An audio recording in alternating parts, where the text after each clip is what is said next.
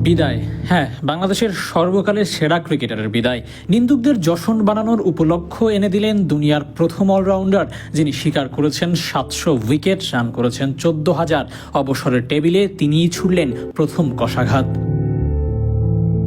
ফিতা কামড়ে মাথা বাঁকিয়ে খেলা সাকিবকে অবসরের টেবিলে দেখে নিন্দুকদের মুখে এক চিলতে হাসির খোরাক এনে দিয়েছেন ওই সাকিব, যিনি টেস্ট ক্রিকেটের চতুর্থ সেরা অলরাউন্ডার, যিনি একই টেস্টের শতকের সাথে নিয়েছিলেন ১০ উইকেট। ইয়ান বোথাম, ইমরান খানদের শিবিরে সবচেয়ে ছোট্ট ছেলেটির বিদায়।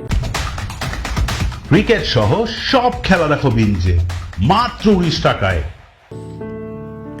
পারফরমেন্সে সাকিব সুলভ ঘ্রাণ নেই, সাকিবের ফুরিয়ে যাওয়ার করুণ সুর ভাসছে, তবুও সাকিব বিদায় বলছেন না। কারণটা নাকি তার টাকার প্রতি অনেক লোভ। একটা টেস্ট ম্যাচ খেলে নাকি অনেক বেশি টাকা পান, যার কারণে সাকিব টেস্ট ক্রিকেটকে আঁকড়ে ধরে আছেন এখনো। কিন্তু কে বলবে এই সাকিব টাকার সাকিব না? দেশকে একটু বেশি দেওয়ার চেষ্টা থেকেই এত সমালোচনা শোনা, এত পরিশ্রম করে যাওয়া, থার্ড পার্টির হেল্প নিয়ে হলেও রান করা ক্রিকেটের জন্য নিবেদন রাখা, ক্রিকেটই যার ধ্যান জ্ঞান, সেই সাকিবের বিদায়।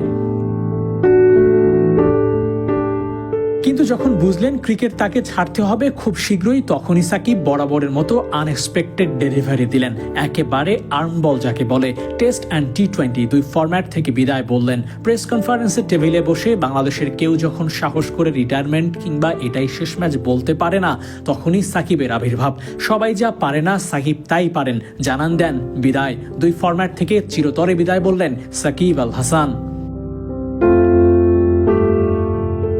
টি-20তে শেষ ম্যাচ সাকিব খেলে ফেলেছেন, টেস্ট ম্যাচেরও শেষ দেখে ফেলেছেন। বাকি আছে ওয়ানডে, সেটিও খুব সম্ভবত চ্যাম্পিয়ন্স ট্রফি অবধি যাবেন, এরপর আর না। সবকিছুই যেন সাকিব আগে থেকে পরিকল্পনা করে রেখেছিলেন, যাকে বলে গ্রেট হোমওয়ার্ক।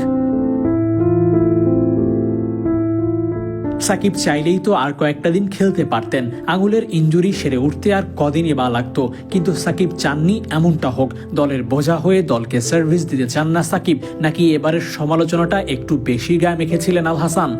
হয়তো হবে, নয়তো না। সাকিব বিদায় বলেছেন, এটাই আপাতত খবর। নিন্দুকদের জন্য যা আনন্দের উপলক্ষের সবচেয়ে বড় আয়োজন। ক্রিকেট ইতিহাসের সেরা অলরাউন্ডারের বিদায়ে নিন্দুকরা খুশি হলেও ক্রিকেটের ২২ গজ মিস করবে সাকিব দা আল হাসানকে।